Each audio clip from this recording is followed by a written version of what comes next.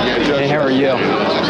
Hey, David Platt, where are you going, David Platt? He's a great actor. The worst that could happen if everything was true. All I got to do is repent. The average demographic is what, 13 through 17? Is that the biggest spike in your analytics? Well, I mean, mine's horse. It says like 18 to 24, but I know all my viewers are little kids. Mr. Beast messed up big time. I feel like I wake up every day to new allegations against Mr. Beast that are somehow worse than the previous allegations, and now there are just so many allegations they're hard to keep track of, and apparently the worst is yet to come. All of these big deviants is all catching hell in 2024. It's up for all of them. It don't matter if you Diddy or whoever you is, TG Jakes, any of them. All lies will be exposed. That's all. And anyone who takes that the wrong way, know why they take it the wrong way. There are a lot of serious allegations coming out about a lot of powerful people, both Christians and non-Christians. Let's take a look at what's happening going from bad to worse. The SBC, or the Southern Baptist Convention, is an association that is comprised of over 40,000 churches in the United States. Their goal, according to their website, is a commitment to spreading the gospel to everyone. But take a look at this clip that mentions some crazy things being revealed in the SBC and who is influencing it. To give you one example, the Evangelical Environmental Network, which tried very hard to co-opt Southern Baptists. Same thing with the Evangelical Immigration Table. They often put evangelical in the name because, hey, we're just like you. We're evangelicals. And so a lot of these groups were and are getting direct funding from left-wing foundations, and sometimes are getting indirect funding from left-wing foundations. So there will be a pass-through group so that it's a little bit disguised, and so you've got the dark money path. Megan Basham is a Christian who is a reporter at the Daily Wire, an author and a journalist, whose recent book, Shepherds for Sale: How Evangelical Leaders Traded the Truth for a Leftist Agenda, recently sparked controversy. In her book, Basham calls out high-profile organizations and evangelical leaders such as Andy Stanley, Russel Moore, J.D. Greear, and others for compromising the truth on important cultural issues. Since the release of her book at the end of July, she has received a lot of backlash from the people mentioned in her book. It might be helpful to give a little background on how we came to this title. Originally, we were looking at Evangelicals for Rent, which is clunky, I know, which is why we didn't go with it. But that came straight out of a report from a secular left think tank, New America, that receives funding from people like Soros and Bill Gates, and was very interested in dissecting how to co-opt evangelical influencers and ministries. And they actually published a report that openly talked about how do we pursue this Evangelicals for Rent model in the hopes that if they could bring some well-known ministry leaders on board with their cause, that influence would then trickle down to the pews. The theme of Basham's book is how evangelical leaders have been influenced by the powerful people who are affiliated with leftist ideas. Some of these leaders might have compromised out of lack of discernment, and others, according to Basham, are actually paid off by leftist organizations controlled by rich elites like George Soros and Bill Gates. I actually came prepared, if you'll indulge me for a second, to read a short paragraph from the introduction that deals with this question. Am I saying that everyone in here is for sale? Can I read it? Yeah, absolutely. No, go for it. it. So this is from the introduction of the book. There is a reason the book of Jude urges all Christians, not just pastors, to contend for the faith and to be on the lookout for those who secretly slip in among us, dividing us by distorting the clear teaching of the word for their own ends. Some are, yes, wolves, unfaithful pastors and teachers deliberately leading the sheep astray. I believe that you'll have little trouble pinpointing in these pages who they are. But there are also different degrees of error. Passivity, fear of reprisal, and plain old lack of discernment are also reasons pastors may compromise with the culture. This distinction is important. Basham is not saying that every evangelical leader or organization mentioned in the book is literally for sale, as in they are all being paid by leftist organizations, but for sale is a figurative statement to express that many powerful people in Christian circles have compromised the truth, specifically on cultural issues. Basham's book did not go without serious pushback from the people she mentions in the book, including Gavin, Ortlund, and J.D. Greear. Basham has doubled down on her claims and has defended them on podcasts and an article. Other powerful Christian leaders who have been called out are David Platt and T.D. Jakes. David Platt is the pastor at McLean Bible Church in Virginia. The megachurch had over 10,000 weekly members in attendance in 2018. John Harris from Conversations That Matter has made a documentary about the allegations against David Platt. Hey, how are you?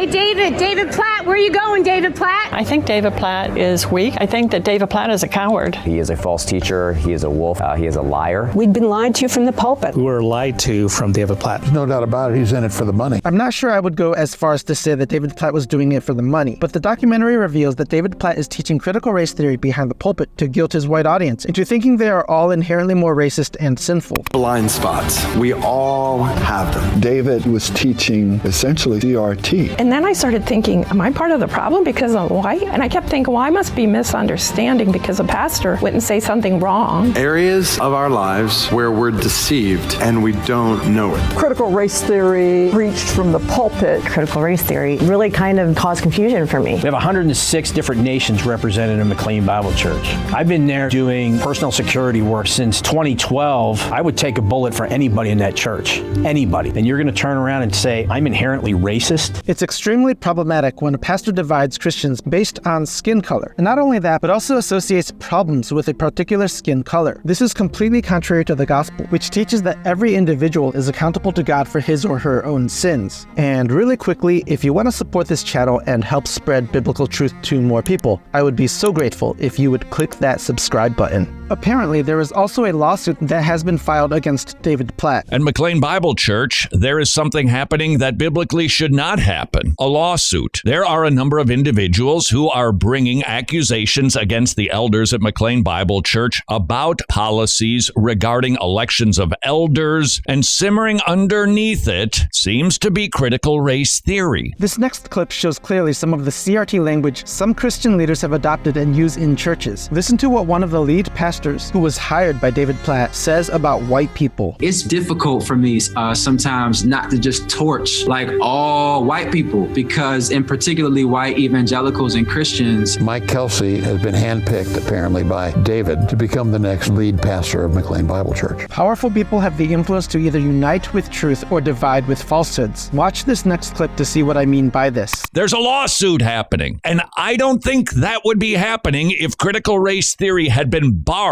from entering into that Bible church. This is the fruit. It divides, it pits, it sets us against one another. One of the most powerful people within the Christian community is T.D. Jakes. He is the pastor at one of the largest churches in the U.S., with a weekly attendance of over 16,000 members. He has lately been seen and mentioned by some very powerful people such as rapper P. Diddy, who allegedly was involved in trafficking. All of these big deviants is all catching hell in 2024. It's up for all of them. It don't matter if you Diddy or whoever you is. T.D. Jakes, any of them. All lies will be exposed. That's all. And anyone who takes that the wrong way, know why they take it the wrong way. Katt Williams is a comedian and actor who is known for exposing many powerful people. Listen to what else he had to say about T.D. Jakes. Now, I've had to turn down $50 million 4 times. 4 times. Just to protect my integrity. T.D. Jakes over there with being in it. Here's a clip showing the relationship between Diddy and T.D. Jakes.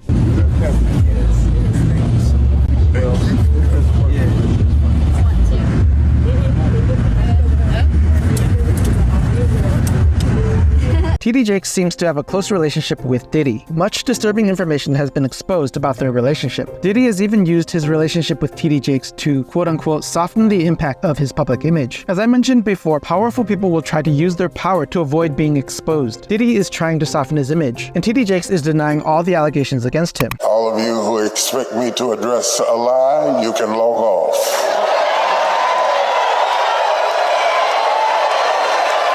I will not use this sacred day and this sacred pulpit to address a lie when I have a chance to preach a truth. I will stand straight up, head up, back straight, and preach the unadulterated, infallible word of God. Because that is what the pulpit is for. But there will be a time. So you can stop dragging people and arguing with people and fighting and just log off. All you do is just hit the button. Right there. Log off. There is no show here. Now, whether or not TD Jakes is actually guilty of anything here, it remains that it was extremely unwise for him to so closely associate himself with someone like P. Diddy. Mr. Beast is arguably the most powerful person on YouTube. He has the largest following on YouTube and is also the owner of a candy company called Feastables. However, he has recently received much backlash over the past year. It began with Mr. Beast's best friend Kris Tyson, formerly known as Kris Tyson, who got exposed for allegedly inappropriately texting a 13-year-old fan. I should warn you that some of these next clips might make you uncomfortable. On June 21st, 2018, a user posted some scenes of a 14-year-old character named Violet from the movie Incredibles. Ava replied saying, "Low-key, she's cute." The fact that Violet was 14 and Ava was a grown adult makes this even worse. The surprising part, on January 24th, 2020, a user named Arthur replied to Ava with a photo of a The story behind this image is that there are two versions of the image, one with the girl clothed and the other without, and the post was liked by Ava. Recently, Mr. Beast has been the target of even more controversy. A former Mr. Beast employee who goes by the name of Dogpack on YouTube has made two very viral videos with numerous allegations against Mr. Beast, including faking videos. Have you ever faked a video?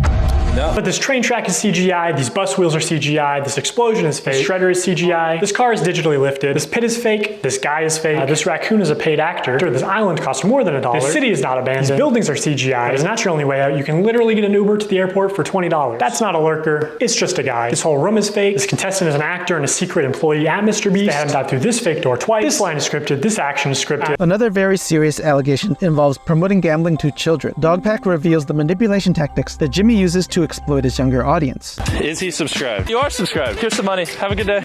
Some of them feel like I just walk around with $1,000. It's like, oh, thanks for watching my videos. Hit that subscribe button because you might bump into me in real life and it might make you a lot of money. When people are devout followers of Mr. Beast, they get rewarded. And Mr. Beast is certainly aware of his younger audience. The average demographic is what, 13 through 17? Is that the biggest spike in your analytics? Well, I mean, mine's horse. It says like 18 to 24, but I know all my viewers are little kids. Mr. Beast was actually caught in the same Discord server where Kris Tyson was openly sharing prawn to minors. And now we have, allegedly, confirmation that it was indeed the real Jimmy, and it is seemingly provable by searching the archives and seeing that his account is linked to the Mr. Beast gaming channel, which is not possible unless you own the channel and can log in. Meaning, essentially, Mr. Beast lied in his response, saying that he just became aware of Kris's actions in the past few days, when in reality, he knew all along. Mr. Beast allegedly knew of the Kris Tyson allegations all along, and was allegedly even participating in it. It actually gets worse for Mr. Beast and Kris because 500,000 messages have been released to the public from that Discord server. Keep in mind, this is after Kris and his squad wiped out every message that they thought was incriminating, but there's still so many left. Moreover, Lava, one of the victims who was groomed by Kris, now recognizes that it was inappropriate and wrong what was happening in the server. I should warn you that the content in these next clips might be disturbing and uncomfortable. Here we have a tweet by Dramalert, a thread of all the weird things Kris Tyson allegedly said in the Discord with minors. She's only 14. Damn. Okay, so these messages are from 2018. Somebody posts an attachment. Kris replies saying she's only 14. Damn. And this is allegedly BB. What did you think she was? 16 and legal in some states. Oof, of course. If she's 14, I'm 14. Kris allegedly sharing links to the famed lollipop artist Shadman, and Kris has linked the website. Kris the meme god, also referred to as Lollipop God, is back. Designated Lollipop, yes it's me. Yay, you're back. Ooh woo. What am I, a parent? Kris Tyson's alleged response to a request to delete an NSFW channel because there were minors in the Discord. Most of the evidence from the chat logs are too explicit to discuss, but I think enough has been shown to reveal that even the most powerful YouTuber can have some pretty dark secrets that seem to contradict his generous and philanthropic public image. DrDisrespect is a gamer and streamer who had one of the largest followings on Twitch. Then he suddenly got banned for seemingly no reason. DrDisrespect was the face of Twitch. In 2020, he was mysteriously banned from the platform and not a peep had ever been uttered about why. I really thought we'd never know the reason that DrDisrespect was banned. I thought they'd be taken to the grave. This was strange for many because of how beloved and honest DrDisrespect seemed to be to his followers. Certainly no one expected what would happen next. A former Twitch employee dropped a bombshell allegation claiming that DrDisrespect was banned due to a minor through the Twitch Whispers service. Now, there was never any screenshots or evidence provided to support that claim. However, some other parties came forward saying that they had all heard a similar reason behind the ban. DrDisrespect then made a response to that statement, which was less than satisfactory for most people. Many were appalled by this confession. He lost many followers and friends. He got terminated by the company he helped found, Midnight Society Studio. His friends Nickmercs and TimtheTatMan, who are also popular streamers, spoke out against DrDisrespect. Seeing everything on Twitter, and I read through Doc's tweet, and in that very tweet, he basically confirms that, he was texting an underage girl, and it went weird sometimes, and look, just to be blunt and straightforward, man, that's inexcusable, it's unacceptable, right? Can't support it, I can't defend it, and look, the boys and I are torn up over it too, man. Wow, this is absolutely insane, bro. My bottom line, I think, is if what he is saying, where he said that he was messaging a minor and it would sometimes lead to teeter on inappropriate, if he knew that was a minor and those were the messages being sent, I cannot support that. Sadly, DrDisrespect sees nothing wrong with his actions, but it's good that many other powerful people are actually calling him out. Coffeezilla is a YouTuber who investigates and exposes online scams and scammers, particularly finance-related ones. He has exposed some of the most powerful people on YouTube, and an ongoing target is Logan Paul, after Logan scammed his followers into wasting their money on multiple projects of his. I've been working on my own NFT project. I think there needs to be a fresh take, and this project that I have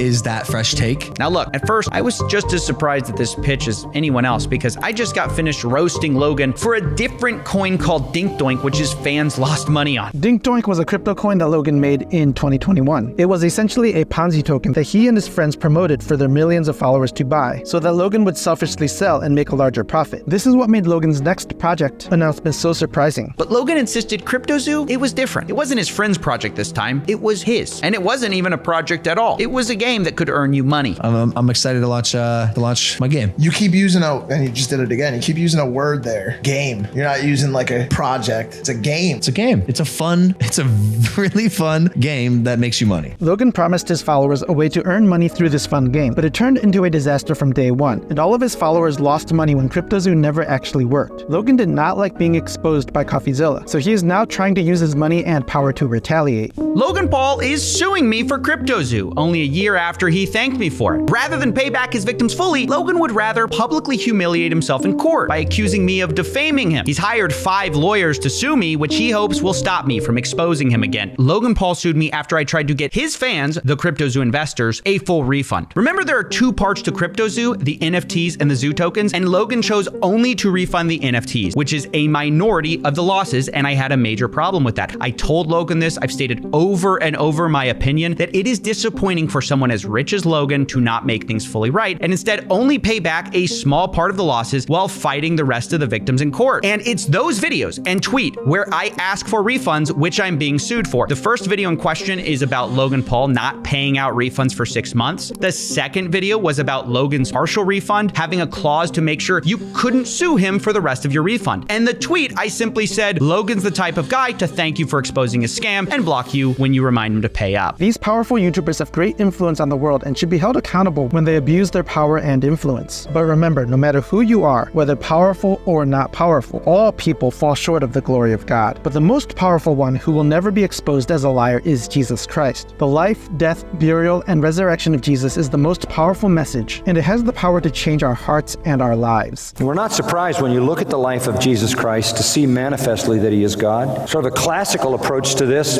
if God became a man, we would expect his human life to be sinless, and his was. If God, the holy, true God, were a man, we would expect him to live perfectly righteous. He did. If God were a man, we would expect his words to be the greatest words ever spoken. They were. If God were a man, we would expect him to exert a profound, unequaled power over humanity. He did. If God were a man, we would expect supernatural demonstrations. There were many of them. If God were a man, we would expect him to manifest the love of God, and he did. Even his entire ministry was a ministry of compassion, delivering people from the ravages of demon possession, death, and disease. Hi, my name is Mike.